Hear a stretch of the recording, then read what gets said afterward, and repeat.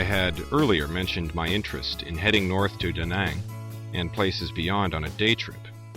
Fortunately, my new friends, Anne and Jerry, offered to show me the way.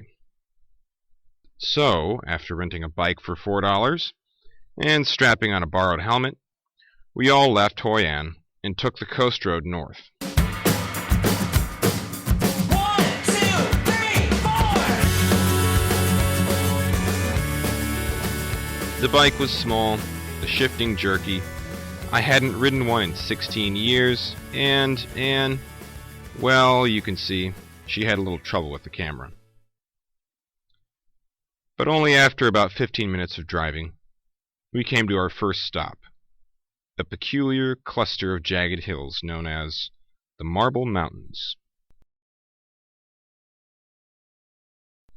And around them were a plethora of carvers and shops selling sculptures of all sorts.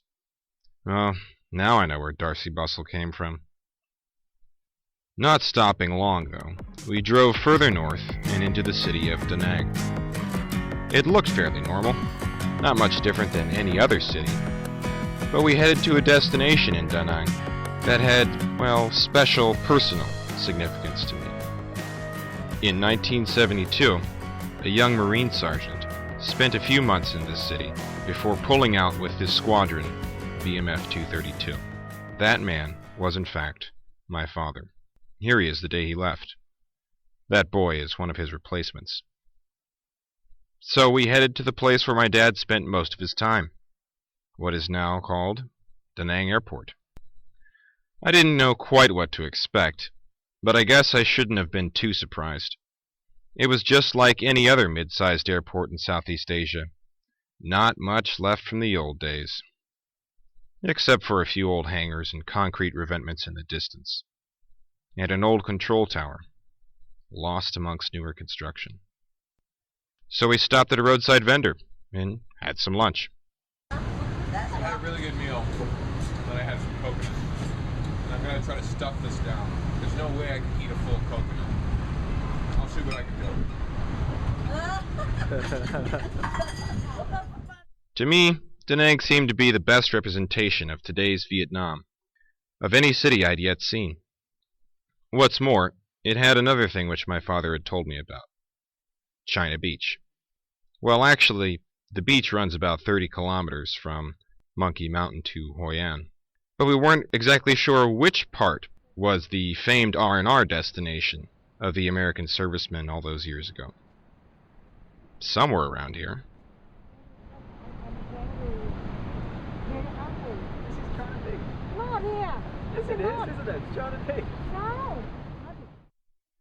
After that, we headed back through the maelstrom of human and machine, that is, Da Nang traffic, and made our way to the mountains looming close by.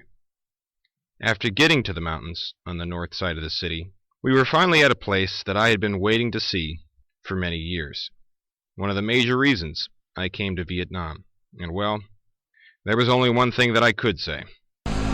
Some say that it's a deserted river of perfection, and that it's one of the greatest coast roads in the world.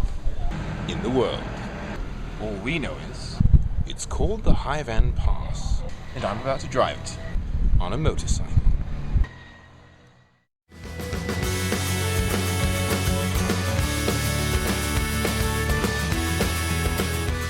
The climb began immediately from the coast, steep enough to make it interesting, but not enough to make it slow. The road was varied in grade, and the curves opened up to new vistas, making every turn a new experience.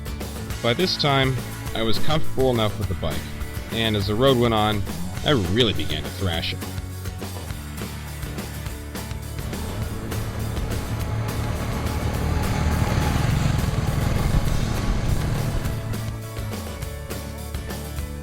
Well, I mean, as much as one can thrash a scooter anyways.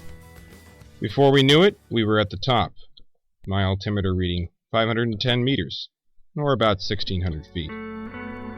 It was sort of eerie, dark, and misty, the clouds whipping through some old American fortifications. And yet not too far below, the sun shone brightly off of the ocean, with Da Nang spread out below. But after a brief look, we charged down the other side.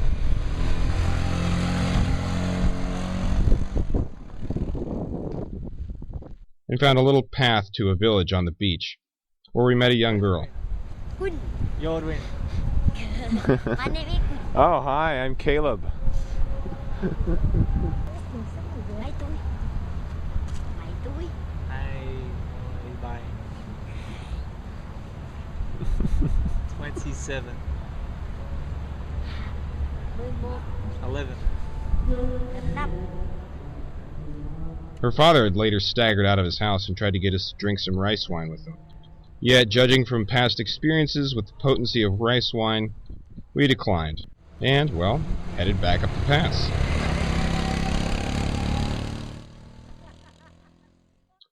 Truly, as far as roads go, the Haivan Pass is one of the best I've ever been on. It's close to the nearby cities of Da Nang and Hoi An. It's a coastal road and a mountain road at the same time. And it's challenging enough to excite, but not treacherous enough to induce fright. Definitely all that I had hoped for.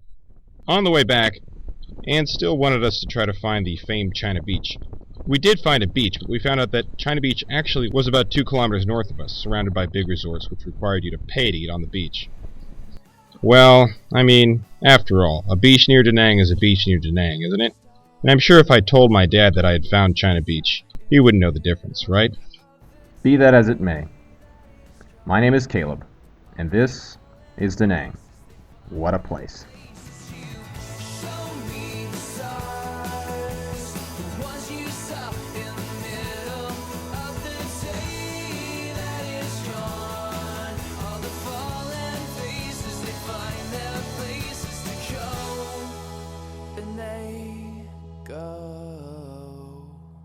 Now. Some say that it's the... Take 2.